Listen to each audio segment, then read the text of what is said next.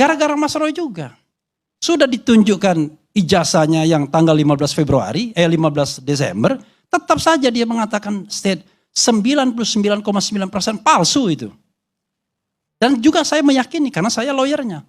Kalau saya tidak yakin dengan Mas Roy, ya saya mundur sebagai lawyer kan. Nah, kalau ada orang yang punya keyakinan seperti itu dengan ilmu pengetahuan, apa yang akan Anda hadapi? Kriminalisasikan dia. Ancam dia dengan penahanan. Ancam dia dengan hukuman berat. Biar kapok. Ternyata dasar mentalnya gila-gilaan. Nggak kapok juga. Maka kata Sun Tzu ya kan. Kata Sun Tzu nih ahli perang Cina. Kalau Anda tidak bisa menundukkan lawan, maka kasihlah kira-kira di approach ya kan. Nah ini mohon maaf nih. Ini saya bilang tafsir. RJ yang berakhir dengan SP3 ini. Kan cerita manis kan bagi Bang Damai kan. Egy Sujana, bebas saya, ya kan? Soal dimaki orang itu soal lain, ya kan? Semua orang dimaki, saya pun dimaki juga, ya kan? Tetapi itu adalah pesan kepada Roy Suryo, Rismond, Tifa, kalau Anda mau selamat, mudah loh, gampang. Pergi aja ke Solo, ya kan? Case close. Masalahnya apakah hukum ditegakkan seperti itu? Kan gila namanya. Masa hukum ditegakkan hanya karena kehendak satu orang. Kalau kita lihat pasal-pasal yang dikenakan, tidak semuanya delik aduan.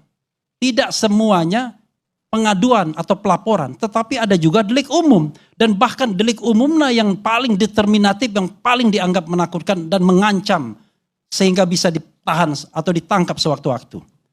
Mas Roy sudah saya katakan, kalau delik aduan itu ancaman hukumannya cuma 4 tahun. Dia santai saja. Sampai sidang 6 bulan, 1 tahun pun dia nggak akan mungkin ditahan. Tetapi ketika diletakkan pasal 32 dan 35 yang menurut Profesor Henry Subiakto, bukan itu maksudnya, bukan itu maksudnya, maka dia diancam setiap saat bisa ditangkap, bisa ditahan. Isu untuk ditangkap, ditahan itu tidak hanya isu, tetapi juga diprovokasi, ya kan, oleh para termul. Ya kan identifikasi yang sudah mendunia itu. Bayangkan, kalau kita letakkan pada pasal 160 KUHP lama, mereka yang justru memprovokasi. Jadi kalau ada penangkapan betul, mereka harus kena itu. Nah, kalau kita mau kilik-kilik lagi semua pasal yang dikenakan itu, makanya kita masalahkan itu dia digelar perkara khusus. Misal 160 KUHP, delik penghasutan. Kan itu sudah jelas, putusan MK mengatakan itu delik material, bukan delik formil.